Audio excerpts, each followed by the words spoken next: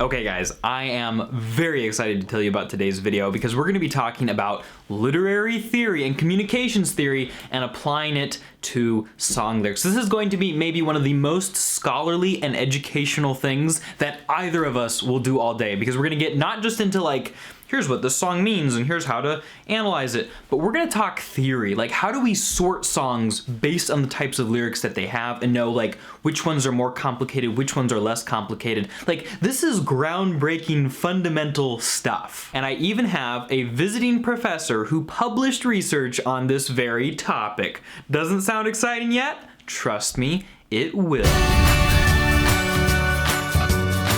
So this visiting professor, his name is Randle, and he was looking at like how people analyze song lyrics, and he realized like, oh, scholars and academics don't talk about this a lot, which is something I've been saying for years. Like, why wouldn't we spend more time analyzing the things that people actually care about instead of going over these old poems again and again and again? Low-key, there's some legitimately good reasons for that, but there's no good reason for not paying attention to what's going on today. Basically, his theory is that all songs, including pop songs, can be placed on some kind of graph like this, essentially based on what they're about and how complicated they are. This line right here measures narrative. So is this a story, or is this just like a moment, like a place in time where something's happening? Like a pop music song that's like dance, dance, dance, as opposed to a song like maybe March to the Sea that has like a distinct story in it. Then this line right here measures the semiotics, or how symbolic. And semiotics is a super complicated scholarly word that basically just refers to the study of symbolism and how things mean something else. So at the bottom here we have closed reading ones where it's like the idea of the song is very, very obvious what it's about. So basically anything by Pitbull. And then at the top we have open-ended songs where we have music that could be about a lot of different things because it's just not really made clear, like a lot of 21 Pilots. Now Quint does a lot better job of explaining this, so I'm gonna turn it over to him here. Listen to what he's talking about. He has a lot of really cool examples, and then ask yourself like the kind of music that you really appreciate the most, where is it on that chart? With that being said, I introduce Professor Quint Randle. Hey, my name is Quint Randle. I'm in the School of Communications at Brigham Young University.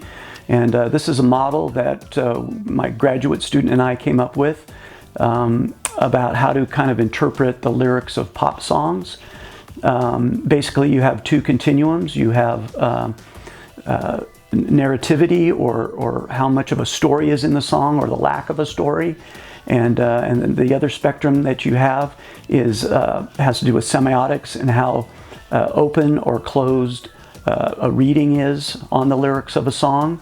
So at one end of the spectrum you have a song like George Harrison's My Sweet Lord, and he just repeats the same thing over and over again. There's not really any story to it, and you know, you could interpret the lyrics a couple different ways, you know, kind of depending on your religious beliefs. So that's kind of interesting. And then at the other end of the spectrum of narrativity, you have, first of all, a song that's low in reading, probably like Charlie Daniels' The Devil Went Down to Georgia, which is kind of like, hey, the devil went down to Georgia, and there was this, you know, a guy sold his soul to the devil. And that's a song that has a very, very specific and a very story to it. And it's not really open to a lot of reading. Whereas a song like Ode to Billy Joe by Bobby Gentry is a song that has a very specific storyline, but at the same time, it's like she's even said she doesn't know what the song's about. What is the song really about? And then, you know, another song that I like to use is Tim McGraw's When the Stars Go Blue, which you kind of, it's like you really can't find the narrative in it, and it's certainly open to multiple readings. So that's really a fun song to listen to. David Bowie's Space Oddity, you know, has a storyline to it, and you could, you know, interpret that a couple different ways. So you can pretty much take any pop song and it'll end up in one of these four quadrants, and you could kind of argue about it or debate how much of a reading or a lack of reading there is, or how much of a story or how much of a lack of a story there is. Thanks, Quint, so much for explaining that and for being on the channel. That's super cool. We appreciate it. But I wanted to go ahead and give you guys a couple of examples on this chart of the kind of songs we listen to. And don't worry, if you're asking, why does this even matter? I'll explain in a second. So first, Taylor Swift, a lot of times very high narrative. She tells a lot of stories. But at the same time, her songs are typically pretty straightforward. There are some songs out there that maybe are a little bit ambiguous, but like Red or 22 or We Are Never Ever Getting Back Together, like there's pretty closed meanings. Like we know what she's saying and it's pretty obvious. So a lot of Taylor Swift would kind of fall in this block somewhere. 21 Pilots, on the other hand, even though they have some narrative-based songs like March to the Sea and maybe The Pantaloon, I guess, sort of Not Today. A lot more of those are gonna have low narrative, but a lot of open-ended meanings. So they're gonna be kind of up in this area, even though they have some songs that are fairly obvious, and so they start to go down. Maybe they'd average out to about right there. No, I would say maybe average out to about right there-ish. Yeah. Panic at the Disco used to have a ton of very high narrative songs with open-ended meanings where you're like, okay, you're telling me this story, but what the heck are you talking about? And so a lot of their stuff would have been up there. Songs like Hey Look Ma, I Made It, there's not really a story to it, though he kind of talks about his past a little bit. And the meanings are pretty obvious, and so it tends to be a little bit more over here now. Similarly, Eminem. He has very closed meaning songs, but some of them are narrative, some of them aren't, so he probably spends a lot of time kind of in this area. My Chemical Romance, Welcome to the Black Parade. Like, there is an element of a story there, but it's not what's most important in the song, and at the same time, it feels very open-ended. So I would put Welcome to the Black Parade like right there. And typically you'll notice that songs that have more symbolism and more like metaphors and similes are gonna end up being around here, whereas songs that are just like telling a very strict story or just being very repetitive, like maybe I Feel It Coming by The Weeknd, are gonna be more down here because we all know what he's talking about. Of course, Can't Feel My Face by The Weeknd is gonna be open to interpretation up here somewhere, and it's not very story-based, and so it's gonna be, you know, right over there. John Bellion too. He's got kind of a closed narrative most of the time, so we kind of know what he's talking about. And while he does tell stories, it's not super frequent, so I would put him, you know, right around there. Now the big question, why does all of this matter? Well, let me ask you another question first.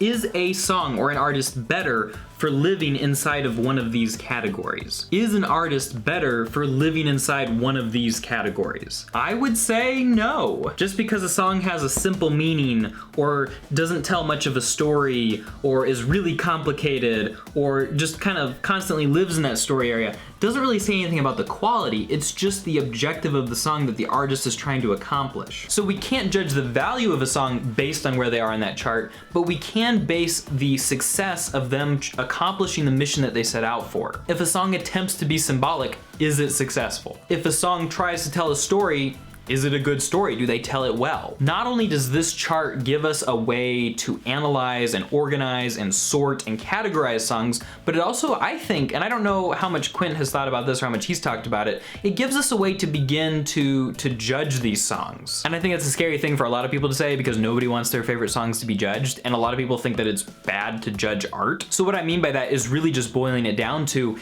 does this song accomplish what it set out to do, and was that thing a good thing? So Quint's theory is really exciting to me because I love charts and categories, especially charts and categories that help me to think about pop songs. Because honestly, like, I'm an analytical person. I'm not like a super touchy-feely person, though my emotions can run away with me at times. And so being able to like think about it in this way is really, really cool. And I think it's also a really cool first step towards making study of pop lyrics a scholarly thing in the scholarly mainstream, bringing them into classrooms, me being able to one day teach a class about pop songs in real life, and for the whole scholarly community to start really taking seriously these things that get billions and millions of plays everywhere and that just are such a huge part of culture. We need to spend more time studying it. And so, Quint, thank you for putting this together. I think it's super cool. And for those of you who are still watching my impassioned ranting, thank you for watching. I would really like to know what you think of this